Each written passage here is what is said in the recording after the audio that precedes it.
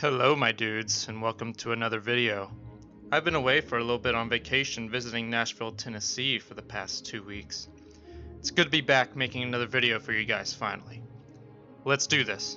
Today we will be discussing the top 5 most powerful characters in the Elder Scrolls universe after the events of Elder Scrolls V Skyrim. However, before we do that, a few disclaimers. First of all, I will only be discussing the character's power as it applies to Mundus the mortal plane. If this weren't in place, it might as well just be a list of Daedric princes because in their own pockets of oblivion, they each wield nearly unlimited power, so it wouldn't be fair. Another reason for this is because most of the protagonist's time is spent in Tamriel on Mundus anyway, so it wouldn't really matter how powerful Daedric princes are in their own sphere if the protagonist isn't in the sphere in the first place. Second, I will not be including primordial entities like Anu, Padme, and so on because there's a little bit of a lack of lore on them, and besides, they're not really sentient the same way Aedra and Daedra are. They're more like primordial forces in a sense. And third, some of the lore material is borrowed from Michael Kirkbride's writings, so some of the lore and feats of these characters may not be 100% canon. However, most of Michael Kirkbride's work has been made canon even in Skyrim. You can just ask Heimskar about that one. Also, this list is my personal opinion about the most powerful entities in the Elder Scrolls, so treat it as such. Alright, I've been going on long enough about disclaimers. I'm starting to bore myself. There's just so much meta stuff. Let's finally get into the fun part, starting with number 5 on our list, Kine. She is considered the mother of men to the Nordic people and was held in especially high esteem by the Admorans and today by Nordic hunters. She is referred to by Kynareth in the Imperial Pantheon, but we won't talk about why that is today. The Nords who follow the old ways like Froki Weddedblade know Kine as the goddess of the storm and warrior widow of Lorkhan. Basically, she's one mean mother. The things that she has done prove her immense power. She is an Aedra, and so she gave a large part of herself towards the creation of Mundus, and she has even gone a step further. During the Dawn era, she helped Lorkhan create the races of men from the wandering Elnafey. Yeah, that's right. She helped create about half the playable races in Skyrim. In addition to this, she was also the one to convince Paarthurnax to teach the Thu'um to the Nords of Skyrim in order to give them an edge during the Dragon War. She is also said to lead the souls of the valiant dead to Sovngarde when they die, and this is shown in Skyrim when the last Dragonborn is greeted by gale winds guiding him to the Hall of Valor in Sovngarde.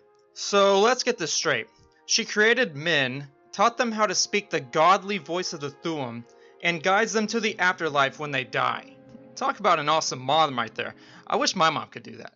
In the number 4 spot, we have the dragon god himself, Akatosh. And before you go in the comments to say, "But Keki, he's the strongest of the divines and he defeated Mehrunes Dagon and he's the god of time. He's so freaking powerful." Ree! Yes, I understand. But he's actually more powerful than you think. But hear me out. The top 3 on this list are so ungodly powerful that even Akatosh is below them on my list. You just wait for him. You have no idea. As you probably already know, Akatosh is the god of the present body of time and is depicted as a dragon, as I said earlier. To illustrate some of his feats, he created the Amulet of Kings, which is so powerful that it literally prevents Daedra from entering Mundus uninvited. Daedric princes, who are literally so powerful in their own realms that they might as well be freaking almighty gods, cannot travel to Mundus uninvited because of a necklace Akatosh made. You just think about that for a second. Another thing he did during the Oblivion Crisis was defeat Mehrunes Dagon. But actually, that's not entirely true, because Martin Septim beat Dagon as only an avatar of Akatosh. Avatars are not as powerful as the actual gods, so only a fraction of Akatosh's power was enough to beat Mehrunes Dagon, banish him, and stop the Oblivion Crisis. I mean, Jesus Christ, if he can do this, what the hell can the other top 3 do? Well, you're about to find out. At number 3 is the Hunding. The Hoon what, you might ask? Well, for those of you who have played ESO or Elder Scrolls Adventures Redguard, you might recognize him as Frandar Hunding or Cyrus the Restless, respectively. And yes, that's right, you play as an aspect of a god in Redguard. But don't go play it though, I hear the controls are really awful. Like, terrible. Even your daddy Keki has trouble figuring them out. Sidetracking aside, he is the Yokuden make-way god, worshipped by the Redguards, who aren't from this current Kalpa, by the way, and he is there to make sure the Redguards survive whatever comes their way in the form of an aspect. He's basically there to say, "Get the fuck out the way! Get the fuck out! Bitch!" To put in perspective, after doing research on this god, he is my new favorite. How much does it take to impress me, you might ask? Well, not very much, but he's so freaking cool. For example, as Diagna, the Hunding created orichalc weapons to help the Yokudans exterminate their rivals, the Sinestral or left-handed elves, on Yokuda, and led the Yokudans to conquer the orcs of Orsinium during the Siege of Orsini.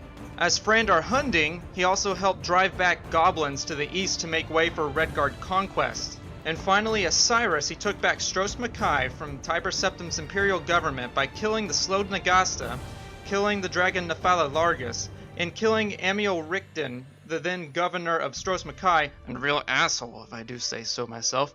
I mean, how much more badass can you get? This god and his aspects are awesome. Now, who could possibly top that?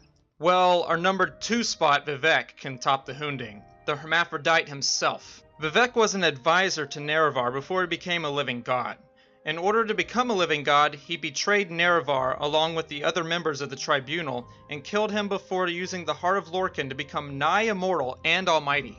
Just to give a few of his achievements, he stopped the meteor Bar Dao sent by Sheogorath to obliterate his city Vivek by just waving his arm up. Just like that. He just puts his hand up, said, "Bitch, what the fuck you doing?" and stopped the meteor. That's not even the best of it either. He had a personal relationship with Molag Bal, the Daedric prince of rape and domination, defeated an aspect of his twice, and I'm talking about the Ruddy Man. The second battle was said to have been so catastrophic so as to create the entire west gash of Vardenfell. And that's not even the best. This is where the power levels get ridiculous. Like, over 9,000 levels. Screw it, there's just no scale to this amount of power. We're talking about Kim here, people. I'm not going to explain Kim in this video. You can look it up for yourself and tell me just how amazed you are later. Basically, it makes you God, and I mean even more powerful than any Aedra or Daedric prince, even in their own realm of oblivion. It's freaking ridiculous! Anyway, at his own trial, right before the events of Oblivion, he used Kim to trap Azura in Mundus after summoning her, humiliate her, stab her in the mouth with Muatra, his penis spear made from Molag Bal's manhood, and banish her from the mortal plane. Seriously, he made Azura eat a dick before banishing her. Jesus, man, how savage can you get? This guy's ridiculous, and apparently still alive since he only disappeared after that trial, so we may see him again. Finally, our number 1 spot, Talos the Mighty. Talos the Unerring! He is considered the hero god of mankind, the god of war, the ninth divine, you know the rest. Here's something you might not know though. Talos is not Tiber Septim. Talos is an oversoul formed from the combination of Tiber Septim, Zurin Arctis, and Ysmir Wolfhearth. Tiber Septim was the great conqueror and emperor you've probably all been familiar with. Zurin Arctis was Tiber Septim's battle mage, and Ysmir Wolfhearth is the Underking.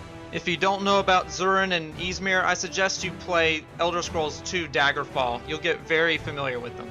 During the events of Daggerfall, somehow a dragon break combined all their souls into one being known as Talos, and so he became a god, the revered and feared ninth divine.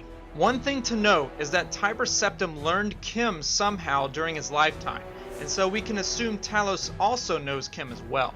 So what has he done?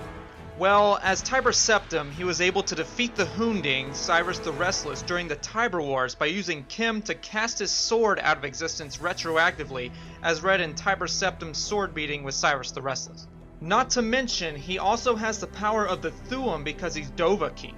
On top of that, he conquered all of Tamriel with the power of Numidium, a giant brass god made by the Dwemer, and he retroactively kimmed the jungles of Cyrodiil into forests and grasslands. Just think of a godly version of the last Dragonborn, add Kim and 2 more ridiculously powerful individuals, and you basically have Talos.